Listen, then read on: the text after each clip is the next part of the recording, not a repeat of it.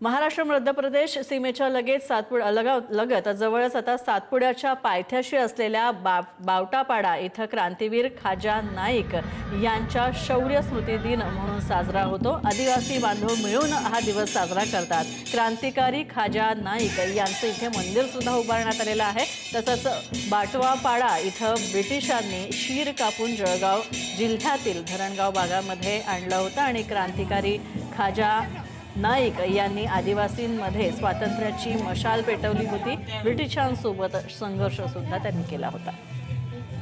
मध्य प्रदेश आणि महाराष्ट्राच्या सीमा लागत असलेल्या सातपुडा पर्वतरांगेच्या पायथ्याशी बाटवापाडा या ठिकाणी क्रांतिकारी खाजा नाईकांनी शेवटचा श्वास घेतला होता। आपण याच बाटवापाड्याच्या परिसरात आहोत। या ठिकाणी आपण बघितलं तर क्रांतिकारी खाजा नाईक यांचं हे मंदिर आहे।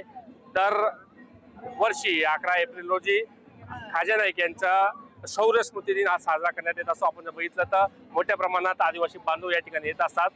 वेगवेगळ्या माध्यमातून या ठिकाणी आपण बघितलं तर पारंपरिक वाद्य देखील या ठिकाणी वाजण्यात येत आहे आणि प्रथमच आदिवासी मंत्री या ठिकाणी पोहोचलेले आहेत। आपण बघितलं तर यापूर्वी कोणी मंत्री या ठिकाणापर्यंत आलेलं नव्हतं। एक मोठं ऐतिहासिक ठिकाण म्हणून या बाटवापाड्याची ओळख आहे।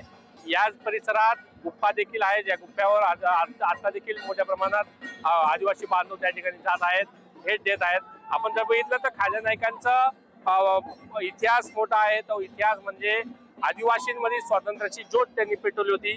मात्र या संघर्षावधी 1800च्या काळात त्यांनी शेवटचा श्वास या बाटवापाड्यात घेतला होता आणि त्यामुळेच दर वर्षी 11 एप्रिल रोजी या ठिकाणी आदिवासी बांधवांकडून क्रांतिकारी खाजा नाईक यांचा शौर्य स्मृती दिन साजरा करण्यात येत असतो आणि याच बाटवापाडा येथील क्रांतिकारी खाजा नाईक यांच्या मंदिरात दर्शनासाठी आदिवासी बांधव पोहोचत असतात। अमोल राजपूत, पुढे न्यूज टुडे।